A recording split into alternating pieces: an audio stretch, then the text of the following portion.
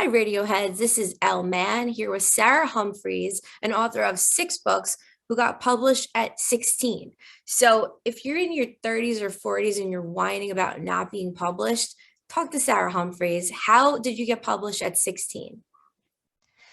Well, I was really lucky actually because my next door neighbor is part of a writing program led by a New York Times bestselling author, where she basically took in anyone who wanted to learn how to write a book, and she would teach us how to write books and teach us how to properly format query letters to pitch to agents.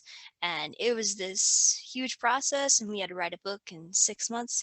And then at the very end of it, we got a chance to pitch to agents from publishing companies that she knew, and I got accepted by one of them.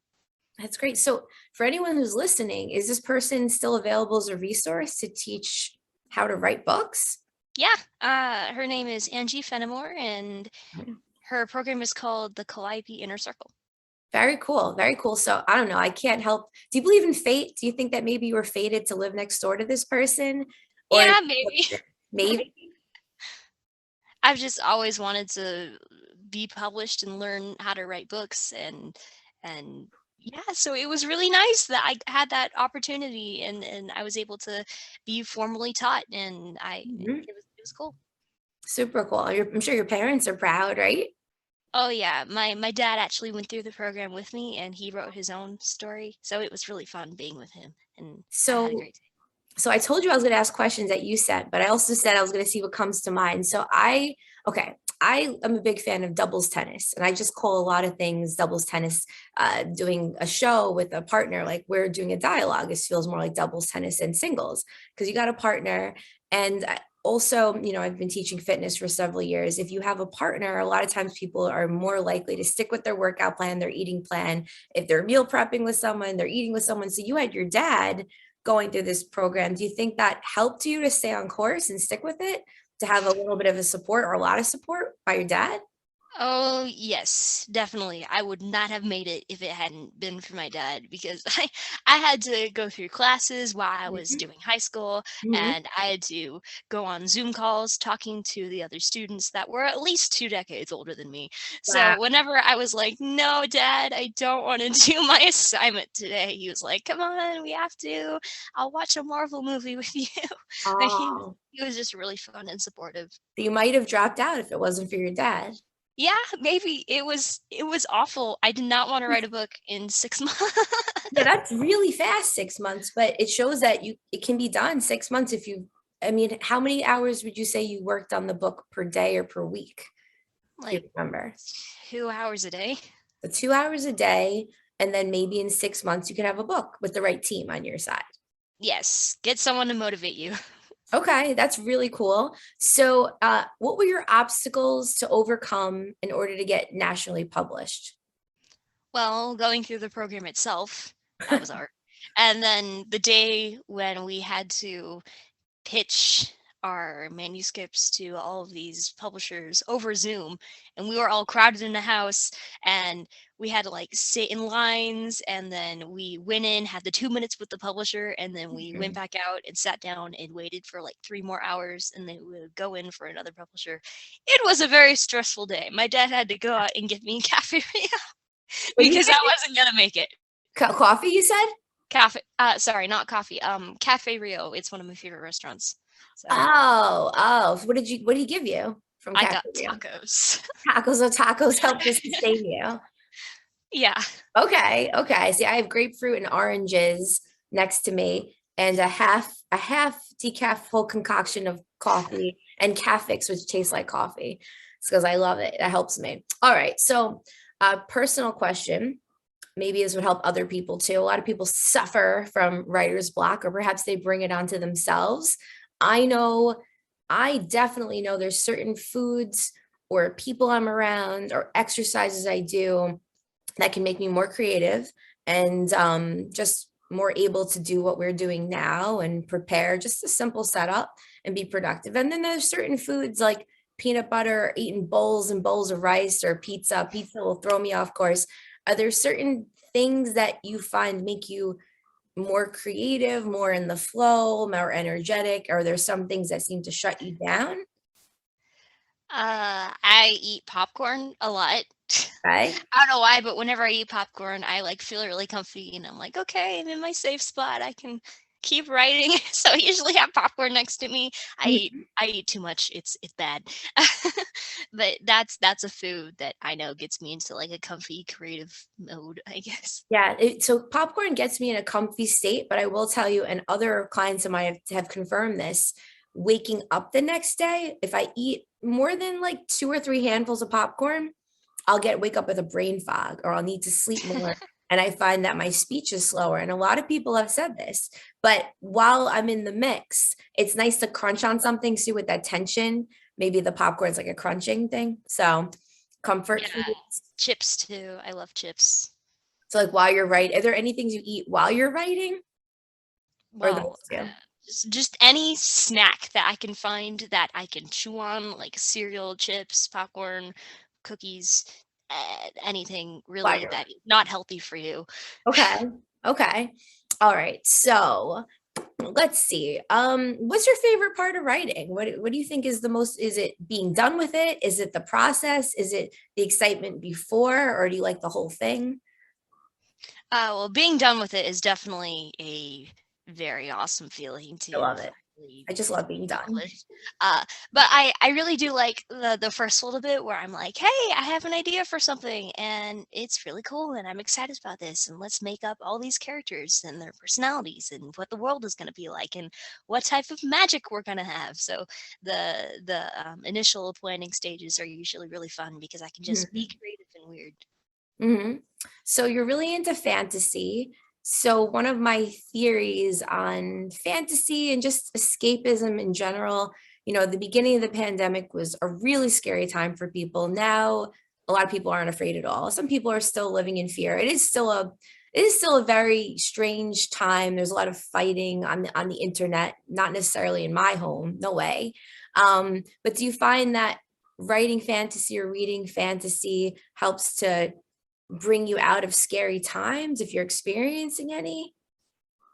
Yes, absolutely. That is like the number one reason it's really fun. Like like when I had a bad day at school or something, I'm like, let's watch a TV show where a Mhm, teenager finds out that they're magic and goes on an adventure and has fun and yeah, stuff like that. It's very much escapism and being able to just have fun for a while and not worry about anything. mhm.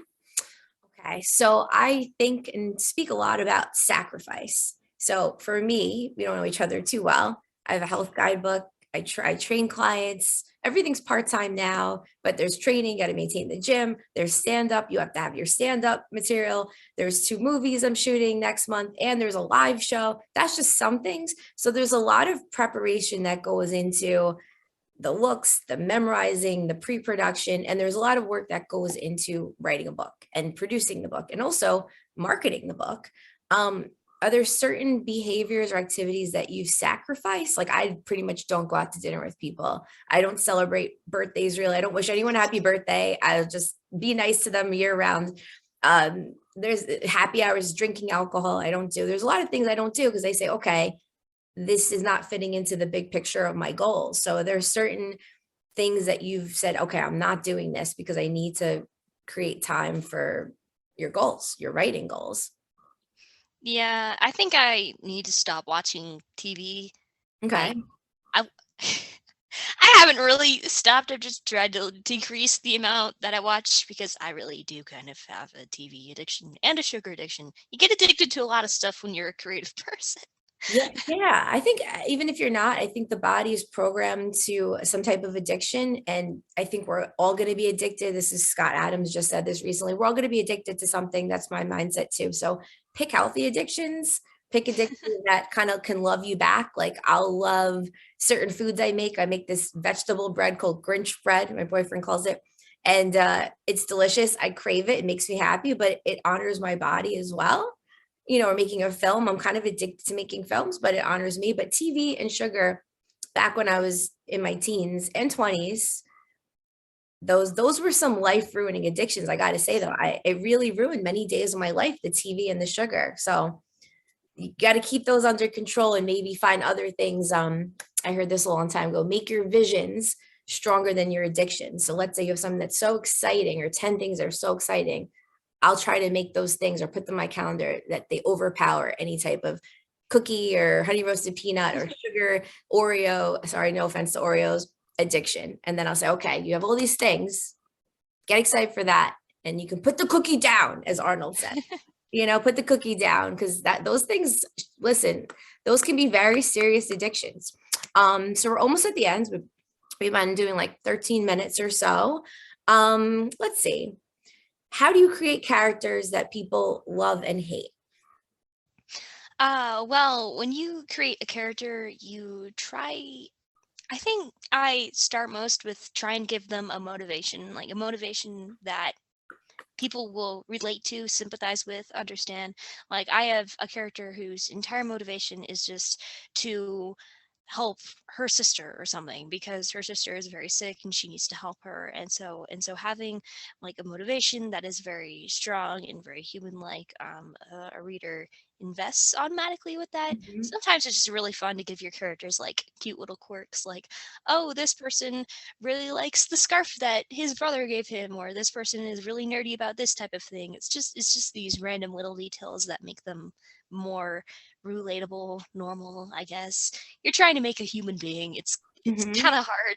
Um yeah, so like base personality and like motivations that they have, flaws that they have to eventually overcome because that's their character arc throughout the story. Mhm. Uh, so, and sometimes it's just really nice, like creating like a good person, like a person who will just is a cinnamon roll. They're cute and precious and innocent, and you just want to protect them. And Mhm. so that's why I make characters that people like.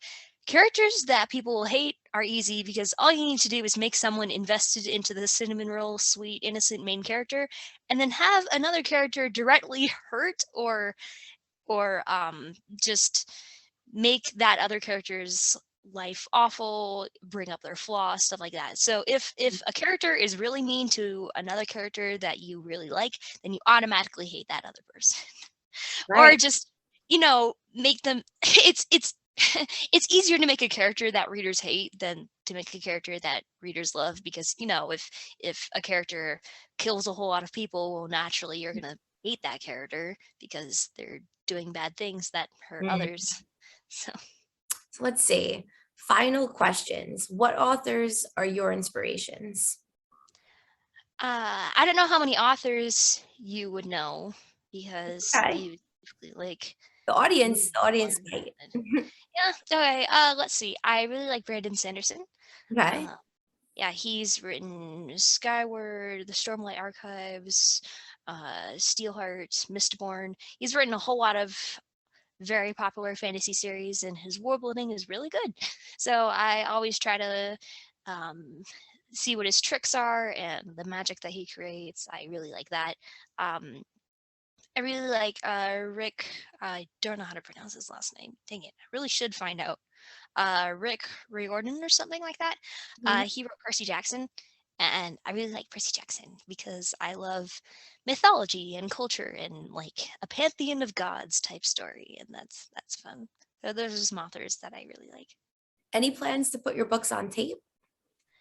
Actually, yes, I'm planning on making audiobooks, maybe a few recordings, stuff like that. A lot of people have been asking for it, so I'll probably make one sooner or later. Very cool. I love the audiobooks now just because I have so much to clean that I'm always cleaning. I don't have time to even hold my phone in my hand. No one gets text anymore. My final question, what are some of your tips for aspiring authors?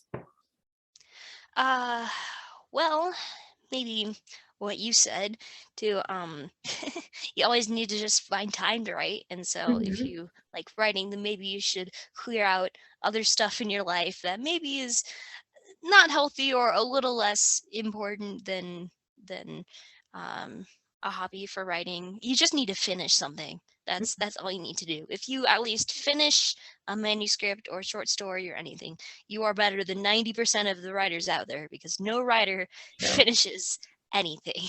So if you just make time for it and stick to it, then you'll be able to actually get a manuscript and pitch to publishers and hopefully get accepted. Well, I'd love to hear your books turned into audiobooks and maybe movies or short films or YouTube sketches, which I'm more in the film world. So I'd love to see that. I don't know, you got the whole world ahead of you. I'm 37, so you definitely have some time if you take care of yourself and you make it to 37 or 107. And the final question, I lied, is where can everyone find you, your website, your social media? My website is just my name, sarahhumphreys.com. I am on Facebook, just my name again, and on Instagram, I'm Sarah Fantasy Author. And you can buy my book basically anywhere you can buy books. Amazon, Barnes& and Noble, any online stores like Target, Walmart, etc. So yeah, you can buy the copy, a physical copy, or an ebook, just wherever. Well, congratulations on all your success and achievements. Definitely hope to see more. Super inspiring. And everyone, I hope you enjoyed Sarah Humphreys. Now back to more. It came from the radio.